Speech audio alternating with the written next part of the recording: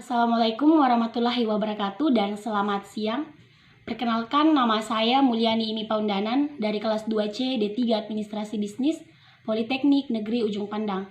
Sebagai pemenuhan ujian akhir semester 4 mata kuliah perpajakan, saya akan menjawab soal sebanyak 7 pertanyaan dari soal 1. Pertanyaan yang pertama yaitu tujuan dari PPh pasal 24. Tujuannya yaitu agar wajib pajak tidak dikenakan pajak ganda, dalam artian pajak yang telah dibayarkan di luar negeri oleh wajib pajak dapat menjadi pengurangan nilai pajak yang terutang yang wajib pajak milik Indonesia. Pertanyaan yang kedua yaitu pengertian pengkreditan pajak pada PPh pasal 24, yaitu jumlah pajak yang harus dibayar di Indonesia yang dapat dikurangi dengan jumlah pajak yang telah mereka bayar di luar negeri, asalkan nilai kredit pajak di luar negeri tidak melebihi hutang pajak yang ingin dibayar di Indonesia.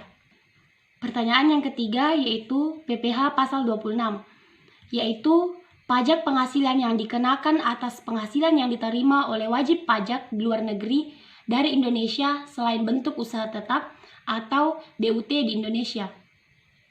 Baik, pertanyaan yang keempat yaitu objek dan tarif PPh pasal 26.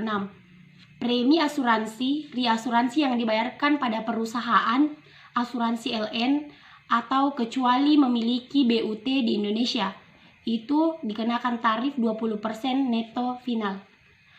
Objeknya itu ada 3, yaitu pembayaran pemegang asuransi DN ke perusahaan asuransi LN dengan perkiraan tarif neto 50% dikali premi. Kemudian objek yang kedua yaitu pembayaran perusahaan asuransi DN ke perusahaan asuransi LN, itu dengan tarif perkiraan neto 10% dikali premi. Objek yang ketiga yaitu pembayaran perusahaan asuransi DN ke perusahaan asuransi LN dengan perkiraan tarif neto 5% dikali premi. Kemudian penghasilan sehubungan dengan penjualan harta sama dengan 20% neto final. Yang pertama itu penghasilan yang diterima atau diperoleh oleh WPLN selain BUT atas penghasilan berupa keuntungan dari penjualan saham dengan tarif perkiraan neto 25% dikali harga jual. Kemudian yang kedua, penghasilan dari penjualan atau penghasilan harta di Indonesia, kecuali yang diatur dalam pasal 4 ayat 2 Undang-Undang PPh dengan perkiraan tarif neto 25% dikali harga jual.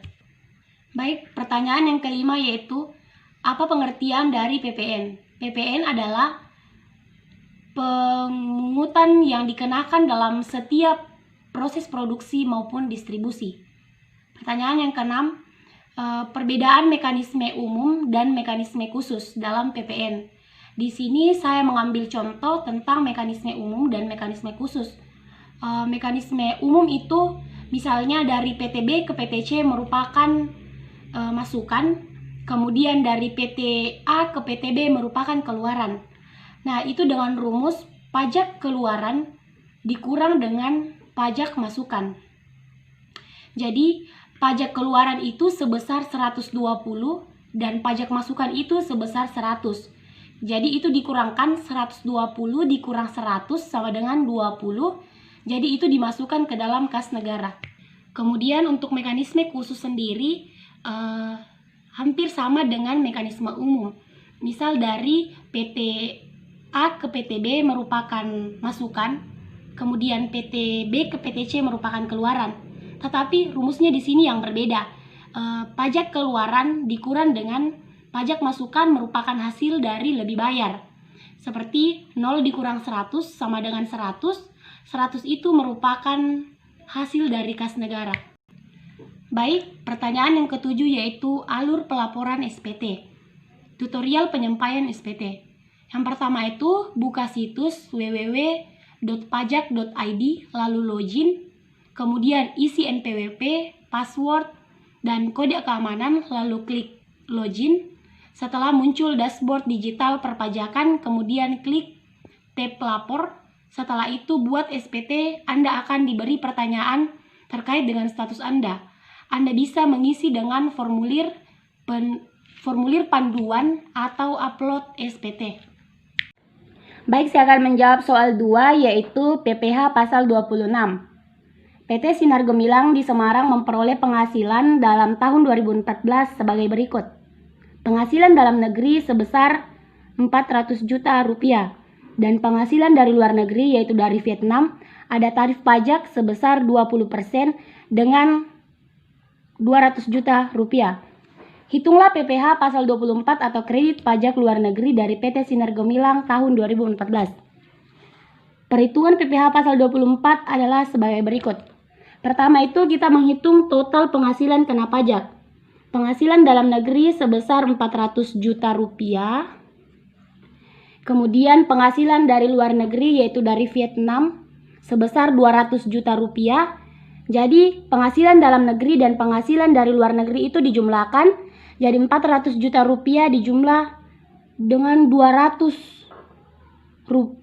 juta rupiah menghasilkan 600 juta rupiah. Jadi 600 juta rupiah itu adalah jumlah penghasilan neto.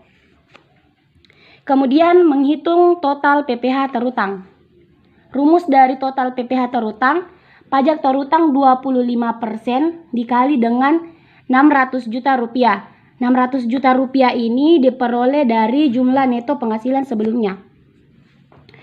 Kemudian 25% itu dikali dengan 600 juta rupiah sebesar 150 juta rupiah. Kemudian yang ketiga, menghitung PPh maksimum yang dapat dikreditkan. Rumusnya yaitu penghasilan luar negeri dibagi dengan total penghasilan dikali dengan total PPh terutang. Penghasilan luar negeri yaitu 200 juta dibagi dengan total penghasilan sebesar 600 juta. Kemudian dikali dengan PPh terutang sebesar 150 juta rupiah. Hasilnya itu 49.999.000. Itu kita bulatkan menjadi 50 juta rupiah. Kemudian yang terakhir, menghitung PPh yang terutang atau dipotong di luar negeri. Itu 20% dikali dengan 200 juta rupiah. 20% ini kita peroleh dari tarif yang berasal dari luar negeri, yaitu dari Vietnam, itu dikalikan dengan 200 juta menjadi 40 juta rupiah. Saya akan menjawab PPh pasal 26, yaitu PT Maju Bersama membayar dividen Amerola Ltd perusahaan asal Kanada senilai $600.000. Tax Treaty Indonesia Inggris menyatakan tarif PPh dividen 8% dengan kurs rupiah 15.000. Berapakah PPh terutang? Baik, yang pertama itu kita mencari nilai dividen.